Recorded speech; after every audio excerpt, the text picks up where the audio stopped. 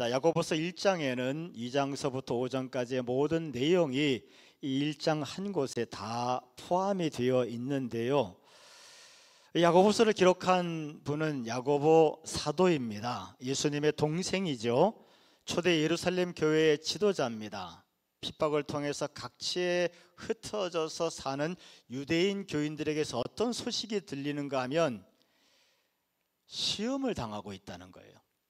큰 시험을 당하고 있는데, 첫 번째는 외부적인 핍박이 크고, 두 번째로는 내 안에서의 욕심, 고집, 편견 이런 것들 때문에, 내 안의 욕망 때문에 스스로 시험당하는 경우들이 있다는 것이고, 세 번째로는 교회 안에 성도 간의 분쟁과 갈등과 편견 많이 가졌다고 없는 자들을 없이 여기고 서로 비판하고, 무엇보다 그 말의 독설로 말미암아 마음에 상처를 주는 그런 일들이 교회 안의 성도들 간에 많은 갈등이 있고 시험이 있다는 얘기를 듣게 됩니다. 하나님은 이 야고보 사도를 통해서 이 모든 시험의 이유가 어디에 있는지를 말씀하시는데, 행함이 없는 믿음이 죽은 것이다. 다시 말해서 너희들이 예수님을 믿는다 하지만 믿는 사람처럼 살지 못하기 때문에 이 시험이 닥치는 것이다. 구원은 오직 믿음으로 말미암아 우리가 받는 것이지만, 우리가 정말 제대로 구원을 받았으면 우리의 삶에는 변화가 나타나야 될 줄로 믿습니다. 이 모든 시험이 닥친 이유가 뭐라고요? 예수 믿는 사람들이 예수 믿는 사람처럼 생각하지 아니하고, 예수 믿는 사람처럼 말하지 아니하고, 예수 믿는 사람처럼 선택하지 아니하고, 예수 믿는 사람처럼 행동하지 아니하였기 때문에 생긴 시험이라고 하나님께서 야고보 사도를 통해서 말씀을 하고 계시는 겁니다. 야고보서는 교인들에게 시험이 오는 두 가지 이유를 다시 한번 말씀하고 있는데요. 일단은 지금 말씀드린 것처럼 말씀대로 행하지 않기 때문에, 말씀대로 살지 않기 때문에, 그리스도인답게 살지 않기 때문에 시험이 오는 것이고, 또 한편으로는 이 시험을 통해서 말씀을 행할 수 있도록 훈련하는 과정으로서 이 시험을 주신다는 거예요. 일단은 하나님의 말씀대로 살지 않기 때문에 시험을 오는 것이고, 또 어떤 면에서 역으로 생각해 볼 때 이 시험은 내가 하나님의 말씀대로 살 수 있도록 나를 훈련하기 위한 믿음의 과정으로서 이 시험이 온다. 야고보서 1장은 이런 얘기를 하고 있는 겁니다. 우리가 시험을 어떻게 극복해내야, 우리가 예수 믿는 사람이라 할지라도 수없이 많은 시험을 받게 될 텐데, 아니 인생 살아서 숨쉬고 생명을 부지하는 동안 계속해서 시험을 만나게 될 텐데, 이 모든 시험을 어떻게 우리가 극복해낼 것이며, 어떻게 극복해내서 온전하고 구비하고 조금 더 부족함이 없는 삶을 살게 될 것인가, 이것이 야고보서 1장의 말씀이에요. 다시 말해서 우리가 시험을 만나게 될 텐데 어떻게 이 시험이 내게 복이 되게 할 것인가, 시험을 통해서 내가 어떻게 해야 말씀을 행하는 그리스도인이 될 것인가, 이 부분을 야고보서 1장은 말씀하고 있습니다. 그러면서 이 모든 시험을 이길 수 있는 세 가지 해결책을 말씀하시는데, 우리가 보통 두 가지로 봤었거든요. 시험을 만났을 때 인내하고 지혜를 구하라, 이렇게 보았는데, 제가 다시 본문을 보니까 좀 생각이 달라요. 시험을 만났을 때 우리는 세 가지 해결책이 필요합니다. 첫째는 기뻐해야 돼요. 전혀 표정들이 기쁘지 않아요. 나도 그래요. 시험을 만나갈 때 첫 번째 해결책은 기뻐하는 것이고, 두 번째는 인내하는 거예요. 끝까지 버티고 견디면서 시험이 끝날 때까지 인내하는 것이고, 세 번째는 하나님의 지혜를 구하라는 겁니다. 하나님 왜 내게 이런 시험을 주셨고 내가 어떻게 하기를 원하시며, 이 시험을 통해서 내가 어떤 변화가 생기기를 원하고 어떤 복을 받기를 원하십니까? 하나님께 지혜를 구하라는 거죠. 다시 복습해 봅니다. 시험을 통해서 우리 모두가 시험을 당합니다. 그러면 시험을 겪을 때마다 어떻게 해야 되는가? 하나님을 경외하는 마음을 가지고 첫 번째, 하나님의 기쁨을 주시옵소서, 하나님의 인내를 주시옵소서, 하나님의 지혜를 주시옵소서. 이 세 가지를 붙잡게 되면 예수 믿는 사람들은 모든 시험을 이겨내 나갈 수가 있고 시험이 변해서 축복이 된다고 말씀하시는 것이 야고보서 1장 말씀입니다. 이 말씀이 저와 여러분의 말씀이 되어서 어떤 시험을 만나든지 승리하는 자가 되시기를 축원하고 시험이 복이 되게 하는 주인공이 되시기를 주님의 이름으로 축원하겠습니다. 여러 가지 시험을 만나거든 온전히 기쁘게 여기라. 여러분의 표정을 보아도 그렇고 저 역시 마찬가지로 우리의 감정은 시험을 만났을 때 하나도 기쁘지 않습니다. 그러면 왜 성경은, 하나님은 시험을 만났을 때 우리에게 기쁘게 여기라고 말씀하실까? 이것은 믿음으로 기쁘게 여기라는 거예요. 감정을 초월하는 믿음으로 기쁘게 여기라고 하는 것이고 하나님이 그 기쁨을 주시겠다고 하는 것입니다. 시험을 만났을 때 우리는 이런 믿음을 갖습니다. 내가 사망의 음침한 골짜기로 다닐지라도 해를 받지 않을 것은 하나님이 나와 함께 하심이라. 이 시험 속에서 하나님은 나와 함께 하시고 내 손 붙잡아 주시고 나를 인도하시는 것을 믿기 때문에 기뻐할 수 있다는 것이고, 이 시험은 반드시 변장된 축복이다. 어떤 시험이라도 분명히 하나님이 예비하신 희망을 품고 있고 축복을 품고 있다는 사실을 우리가 믿기 때문에 믿음 안에서 기쁨을 가질 수 있다는 거죠.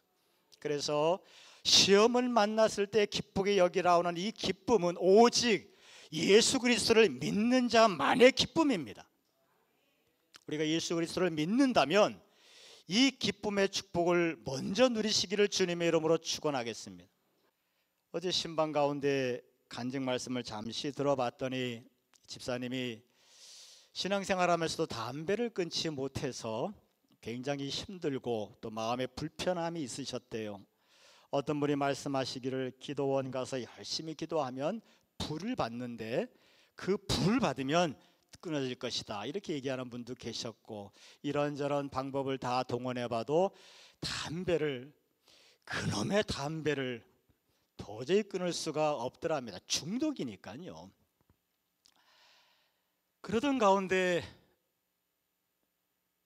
편도암이 걸리셔서 수술하시고 30번이 넘게 항암 치료를 받으시는데 가만히 제가 들어보니까 죽을 것 같은 고통을 지나가시는 거죠. 편도암이라고 하는 큰 시험을 만났는데 그 시험을 통해서 담배가 끊어지고 신앙이 새로워지고, 내게 어떤 시험이 닥치는지 절대로 속단하지 마시고 끝까지 견디고 가보는 저와 여러분 되시기를 축원하겠습니다. 시험에 대해서 온전히 기쁘게 여기라, 그냥 기쁨도 아니고 온전히 기쁘게 여기라 하는데, 이 기쁨은 세상적인 기쁨이 아닙니다. 수다 떨면서 하는 그런 기쁨이 아닙니다. 여기서의 온전한 기쁨은 완전한 기쁨이고 성숙한 기쁨이고, 이거는 신앙의 신비에 속한 기쁨이에요. 성숙한 기쁨입니다. 예수 믿는 사람들이 시험을 만났을 때 왜 기쁘게 여기냐고요? 이 시험이 단순히 고통으로 끝나는 것이 아니고 이 시험의 고통을 통해서 내가 변화할 것이다, 교회가 변화될 것이다, 가정이 변화될 것이다, 더욱더 강건해지고 복이 될 것이다, 이 말씀을 믿음으로 기뻐하는 거예요. 그런 긍정적인 마음으로 시험을 대하는 자세, 그것이 완전한 기쁨입니다. 시험을 만나거든 기도하시길 바라요. 하나님께서 하늘에 속한 믿음의 기쁨을 주실 때까지, 완전한 기쁨을 주실 때까지, 성숙한 기쁨을 주실 때까지 먼저 그 기쁨을 받을 때까지 기도하는 저와 여러분 되시기를 축원하겠습니다.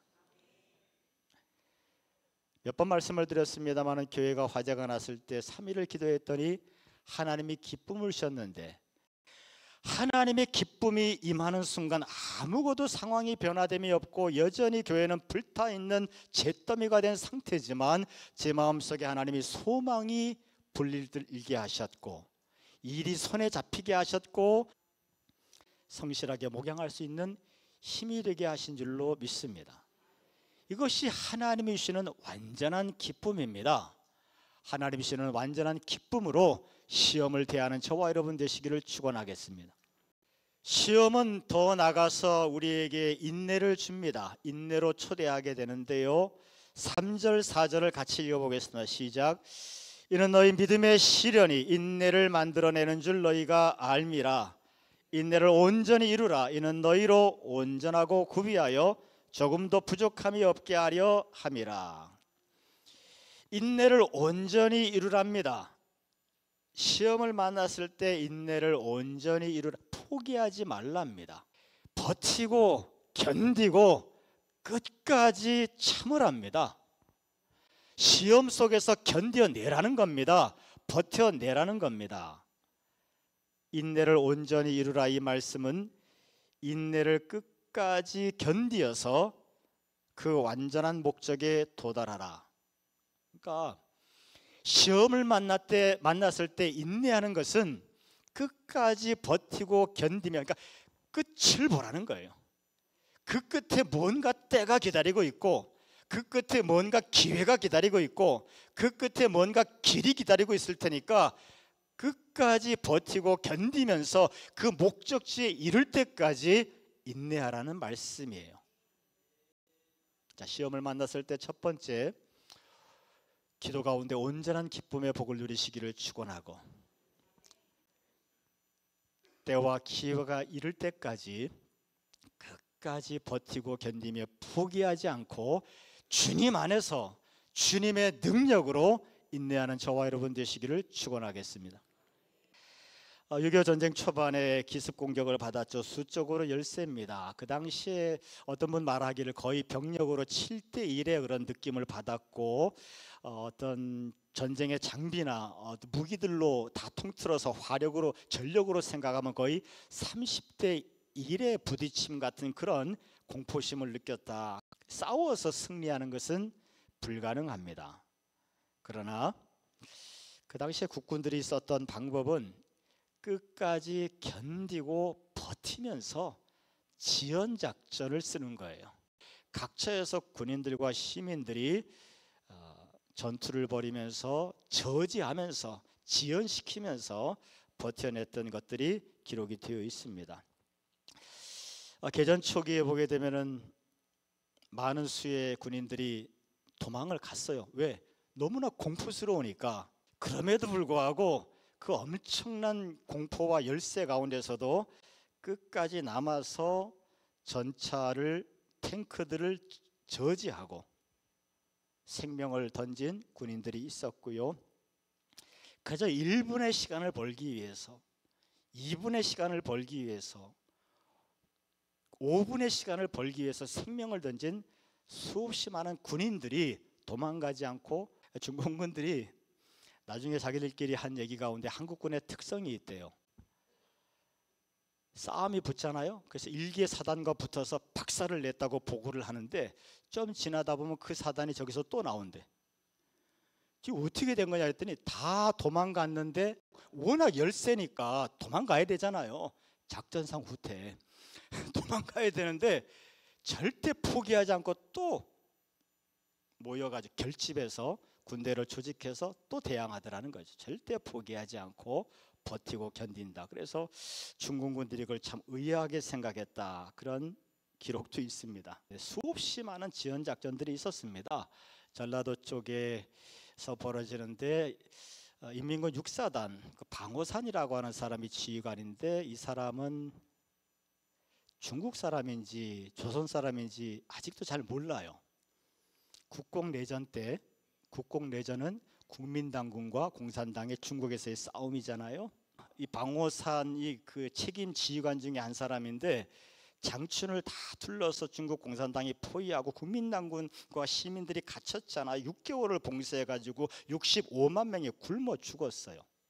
끔찍한 작전을 벌인 사람이 방호산이거든요.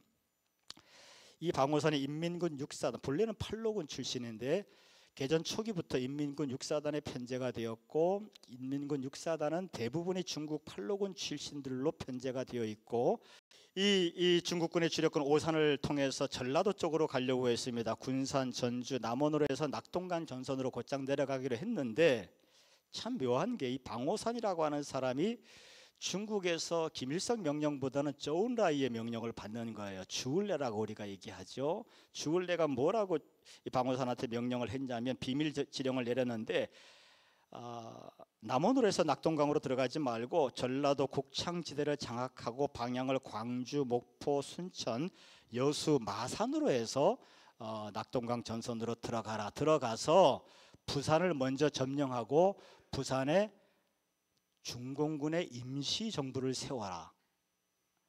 이런 명령을 받고 이제 전라도 쪽으로 내려갔어요. 방오산의 육사단이 순천에 집결했을 때, 이때 이들을 저지한 것이 학도병들입니다. 한 390명. 매산고등학교, 순천고등학교, 벌교 상업고등학교, 여수 직업학교, 중앙고, 순천고, 제1고. 그 중에 매산고의 활약이, 매산고 출신 손 들어보시겠어요? 일제 때 신사 참배 안 한다고 전교가 폐교를 당한, 그 정도로 깡다구가 있는 학교인데 이 매산고가 활약이 제일 컸다 그럽니다. 고등학생들이잖아요.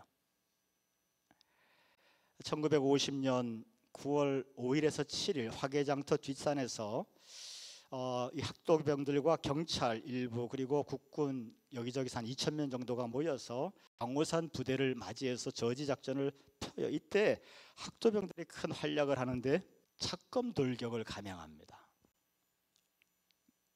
총에다 칼을 꼽고 그냥 적을 향해서 뛰어 들어가는 거예요. 얼마나 깡다구 있게 들어가는지, 얼마나 학생들이 무대뽀로 하는지 중공군 주력 육사단이 기가 꺾여서 퇴각해버리고 만, 그런 죽음들과 그런 희생들로 계속 버티고 견디고 저지했던 거죠.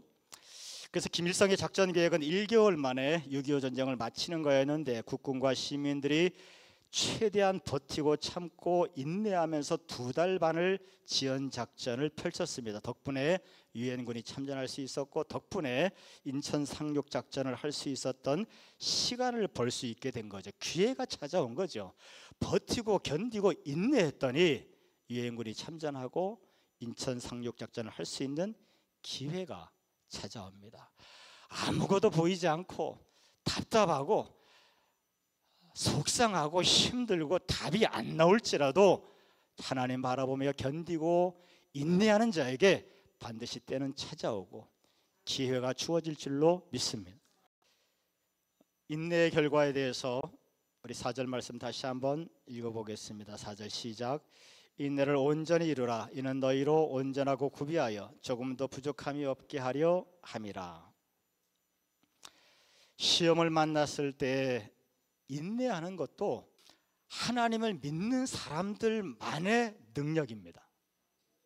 우리가 하나님을 경외하기 때문에, 하나님을 믿기 때문에, 하나님과 함께 하심을 내가 알기 때문에 인내할 수 있는 것이죠. 인내의 결과는 온전하고 구비하여 조금도 부족함이 없게 되는 것입니다.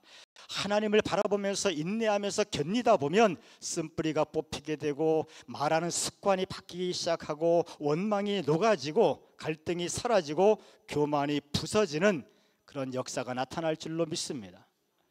시험과 고통 속에서 하나님을 바라보면서 인내하다 보면 나도 모르는 사이에 내가 치유되고 회복되는 역사가 나타날 줄로 믿습니다. 말씀을 정리하겠습니다. 우리가 시험을 만납니다. 여러 가지 시험을 만납니다. 우리는 하나님을 믿는 사람이니 하나님을 간절히 바라보고 하나님의 손 붙잡고 하나님과 씨름하면서 시험에 부딪혀 나가시기를 바라겠습니다. 하나님과 함께 시험을 감당하는 사람들에게 하나님은 기쁨을 선물로 주실 것이고, 하나님의 손을 붙잡고 믿음으로 시험을 감당하는 자에게 인내할 수 있는 능력을 주실 줄로 믿습니다. 그 기쁨과 인내의 능력으로 모든 시험을 이겨내는 내가 하나님의 말씀에 순종하는 진정한 그리스도인으로 드러나시기를 주님의 이름으로 축원하겠습니다.